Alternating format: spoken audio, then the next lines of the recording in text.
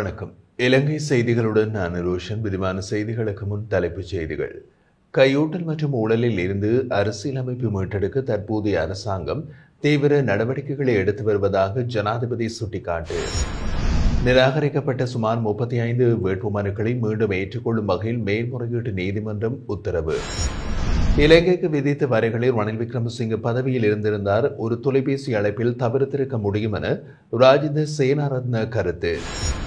முன்னாள் ஜனாதிபதி மஹிந்த ராஜபக்சவின் மனைவி ஷிராந்தி ராஜபக்சவுக்கு எதிராக குற்றப்புலனாய்வு துறையில் முறைப்பாடு செய்யப்பட்டுள்ளதாக மஹிந்த ஜாசிங்க தெரிவிப்பு.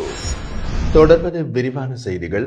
ஜனாதிபதி அனுரகுமார திசாநாயக்க கூறுகையில், கையூட்டல் மற்றும் ஊழலிலிருந்து அரசியலமைப்பை மீட்டெடுக்க தற்போதைய அரசாங்கம் தீவிர நடவடிக்கைகளை எடுத்து வருவதாக தெரிவித்தார். இதனையடுத்து அதிகாரிகளும் விரிவான ஒழுங்கான பாதைகளுக்கு திரும்ப வேண்டும் என்றும் அவர் வலியுறுத்தினார். தேசிய ஊழல் எதிர்ப்பு செயல் திட்டம் 2025-2029 வெளியீட்டு விழா நேற்று கொழும்பில் நடைபெற்றது.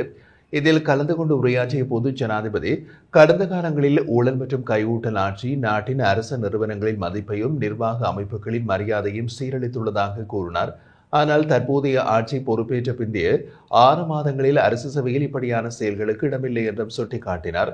ஊழலை எதிர்க்கும் முயற்சிகளில் அதிகாரிகள் தொடர்ந்து ஒத்துழைக்க தவறினால் மே மாதத்திற்கு பின்னர் அவர்களை மாற்ற தயங்க மாட்டோம் எனவும் ஜனாதிபதி எச்சரித்துள்ளார். ஊழலை எதிர்த்து சட்டம் கடைபிடிக்கப்படுவதை அரசியல் பழிவாங்கலாக அல்ல, மனிதாபிமான கடமையாகவே பார்க்க வேண்டும் என்றும் குறிப்பிட்டார். சட்டம் மீது மரியாதை மற்றும் பயமுள்ள சமூகம் கட்டியெழுப்ப வேண்டிய தேவை குறித்தும் அவர் உரையாற்றியிருந்தார். கருத்தரங்குகள் மற்றும் பயிற்சிகள் மட்டும் போதாது, குற்றம் நடந்திருக்கும் போது கண்டிப்பாக தண்டனை வழங்கப்பட வேண்டும் என்பதற்கான நம்பிக்கையை மக்களிடையே ஏற்படுத்த வேண்டிய கட்டாயம் இருப்பதாகவும் கூறியுள்ளார். அடுத்த தலைமுறையின் மீது பொறுப்பை ஏற்றி வைக்காமல் தற்போதைய அரசாங்கமே கையூட்டல் மற்றும் ஊழலை ஒழிக்க முடிவெடுத்துள்ளதாகவும் குறிப்பிட்ட அவர், இந்தியா சுதந்திரம் பெற்றதிலிருந்து ஒரு திட்டமிட்ட தேசிய முயற்சியின் மூலம் விண்வெளி மற்றும் தொழில்நுட்பத்துறையில் முன்னேறியது போல இலங்கையும் தெளிவான திட்டமிடலுடன் முன்னேற வேண்டும் என்றும் கேட்டுக்கொண்டார். 2022 இலங்கை பங்குத்து நாடாக மாறியது அரசியல் நிர்வாக தவறுகளால் ஏற்பட்டது என்பதையும் அவர் நினைவுபடுத்தியிருந்தார். மக்களின் ஒவ்வொரு ரூபாவுக்கும் பொறுப்பேற்கும் வகையில் செயல் திட்டம் தேசிய திட்டத்தின் வழியாக இலங்கையினை உலக நாடுகளுக்கு முன்பாக உயர்த்தும் பொறுப்பை தற்போதைய அரசாங்கம் மேற்கொண்டு வருகிறது.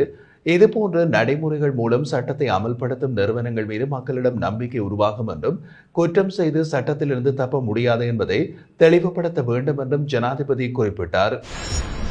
சுமார் 35 வேட்புமனுக்களை மீண்டும் ஏற்றுக்கொள்ளும் வகையில் மேன்முறையீட்டு நீதிமன்றம் உத்தரவொன்றை பிறப்பித்துள்ளது.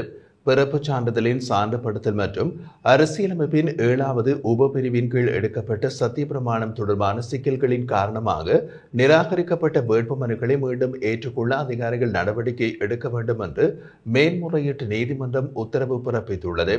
இந்த மனுக்கள் நிராகரிக்கப்பட்டதற்கு எதிராக அரசியல் கட்சிகளும் சுயேட்சை வேட்பாளர்களும் தாக்கல் செய்த மேல்முறையீடுகளை நீதிமன்றம் பரிசீலனைக்கு எடுத்துக் கொண்டது. மேன்முறையீட்டு நீதிமன்றத்தின் பதில் தலைவர் நீதியரசர் மொஹமட் லாஃபர் தாகீர் மற்றும் நீதியரசர் பிரியந்த பெர்னாண்டோ ஆகியோரால் இந்த உத்தரவு வழங்கப்பட்டது.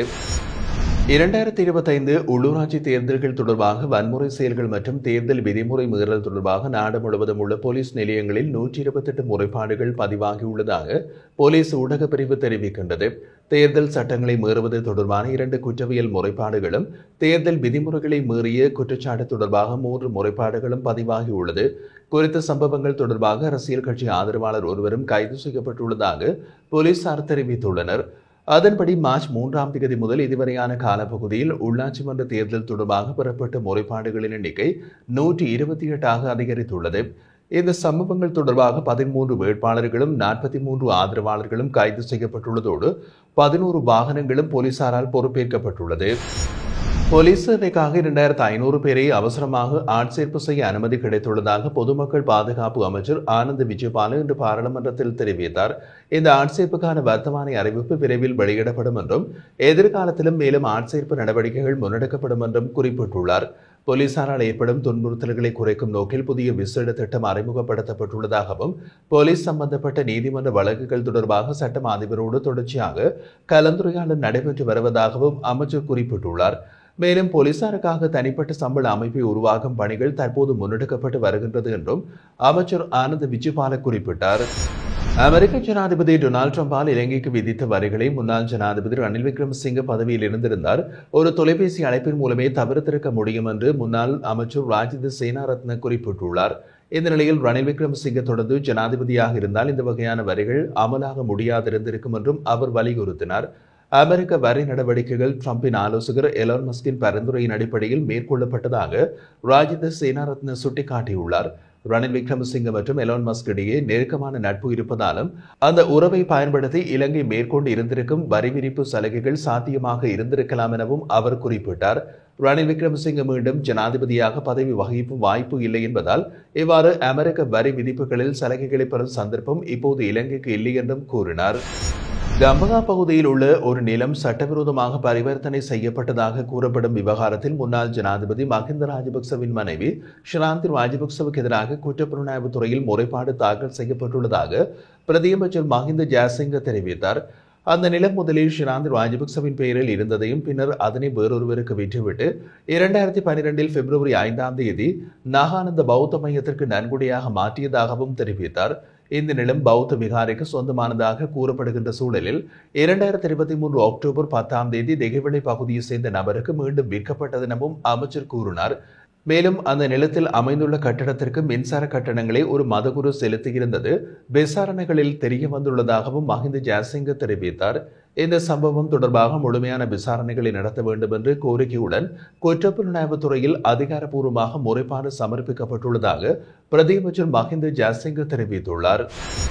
9வது பாராளுமன்றத்தின் 5வது கூட்டத்தொடரில் பொதுமனுக்கள் பற்றிய குழுவினால் சமர்ப்பிக்கப்பட்ட 80க்கும் மேற்பட்ட விதிப்புரைகள் இதுவரை நடைமுறைப்படுத்தப்படவில்லை. இந்த நிலையில் நடைமுறைப்படுத்தப்படாத விதிப்புரைகள் குறித்து மதிப்பாய்வு செய்யவும் அவற்றை ஒரு மாதத்திற்குள் நடைமுறைப்படுத்துவதற்கும் விசேட தீர்மானம் எடுக்கப்பட்டுள்ளதாக தெரிவிக்கப்படுகிறது. இந்த குழு நீதி மற்றும் தேசிய ஒருமைப்பாட்டு அமைச்சர் மற்றும் சட்டத்தரணி ஹர்ஷன நாணயக்கார தலைமையில் கடந்த புதன்கிழமை பாராளுமன்றத்தில் கூடிய போது இந்த முடிவுகள் எடுக்கப்பட்டதாக தெரிவிக்கப்படுகிறது. இந்த சந்திப்பில் தற்போது வரை நடைமுறைப்படுத்தப்படாத விதிப்புரைகள் குறித்து முக்கியமான கலந்துரையாடல்கள் இடம்பெற்றன. இதில் பொது மனுக்கள் குழுவினால் முன்வைக்கப்பட்ட பல பரிந்துரைகள் மற்றும் அரசாங்கத்தின் பொறுப்புகள், கணக்குகள், நிதி பற்றிய குழுக்களின் பரிந்துரைகள் கூட நடைமுறைப்படுத்தப்படாத நிலை காணப்படுவதாக தெரிவிக்கப்பட்டது. இதன் அடிப்படையில் அந்த விதிப்புரைகள் நடைமுறைப்படுத்தப்பட வேண்டிய துறைகளுக்கு கடிதங்கள் அனுப்பப்படும். அவற்றை ஒரு மாத காலத்திற்குள் நடைமுறைப்படுத்த வேண்டும் அல்லது ஏதேனும் தாமதத்தின் காரணங்கள் இருப்பின் அவற்றை எழுத்து மூலமாக குழுவிற்கு சமர்ப்பிக்க வேண்டும் என்றும் தீர்மானிக்கப்பட்டது. இந்த கூட்டத்தில் பாராளுமன்ற உறுப்பினர்கள் ரவி கருணாநாயக்க மற்றும் ஓஷானி உமங்கா உள்ளிட்ட பாராளுமன்ற அதிகாரிகளும் கலந்து கொண்டனர். வடமாகாணத்தில் சர்வதேச தரமான கிரிக்கெட் மைதானம் ஒன்றை உருவாக்கும் முயற்சியில் ஒரு கட்டமாக இலங்கை கிரிக்கெட் வீரர் சனத் ஜெயசூரிய மற்றும் விளையாட்டுத்துறை அமைச்சர் சுனில்குமார கமகே ஆகியோர் இன்று யாழ்ப்பாணத்திற்கு பயணம் செய்திருந்தனர். இந்த திட்டத்திற்காக முன்பே அடையாளம் காணப்பட்டு அரசிடம் கையகப்படுத்தப்பட்டு மண்டைத்தீவில் உள்ள ஒரு நிலத்தை அவர்கள் நேரில் சென்று பார்வையிட்டனர். இந்த விஜயத்தின் போது யாழ்ப்பாணத்தின் பாதுகாப்பு படை தளபதியும் கலந்து கொண்டார். விழாவின் போது சம்பந்தப்பட்ட அதிகாரிகள் அந்த இடத்தின் புவியியல் மற்றும் தொழில்நுட்ப சாத்தியங்களை மதிப்பீடு செய்துள்ளார்கள். கிரிக்கெட்டின் வளர்ச்சி மற்றும் இளைஞர்களுக்கு புதிய வாய்ப்புகளை ஏற்படுத்தும் நோக்கில் வடக்கு மாகாணத்திற்கு இந்த உள்கட்டமைப்பு திட்டம் மிகவும் முக்கியமானதாக கருதப்படுகிறது. தற்போது இலங்கை கிரிக்கெட் உயர் செயல்திறன் மையத்தின் இயக்குநராகவும் தேசிய அணியின் தலைமை பயிற்சியாளராகவும் பணியாற்றி வரும் சனத் ஜெயசூரிய கடந்த வாரம் இலங்கைக்கு வந்த இந்திய பிரதமர் நரேந்திர மோடியை சந்தித்து யாழ்ப்பாண கிரிக்கெட் மைதான திட்டத்திற்கான நிதி உதவியை கேட்டிருந்தார். இந்த மைதானம் வடமாநில இளைஞர்களுக்கு திறனை வெளிக்கொண்டு வருவதற்கு புதிய வாய்ப்புகளை வழங்கும். மேலும் நாட்டின் கிரிக்கெட் வளங்களை சமமாக பங்கிட்டு வளர்க்கும் ஒரு பரந்தடைவான முயற்சி என்றும் அமைச்சர் சுனில் கமகே தெரிவித்துள்ளார். திட்டம் தொடர்ந்து முன்னெடுக்கப்படும் அதே நேரம் நிதி ஆதரவை உறுதி செய்வதே தற்போது முக்கிய பணி. கடந்த மாதம் இந்திய உயர்ஸ்தானிகரிடம் கோரிக்கை வைத்துள்ள நிலையில் கடந்த வாரம் சனத் ஜெயசூரிய நேரடியாக இந்திய பிரதமரிடம் இதே கோரிக்கையை முன்வைத்தார். இலங்கை கிரிக்கெட்டும் இந்த முயற்சிக்கு முழுமையான ஆதரவளிக்க தயாராக உள்ளது என்று அமைச்சர் மேலும் குறிப்பிட்டிருந்தார்.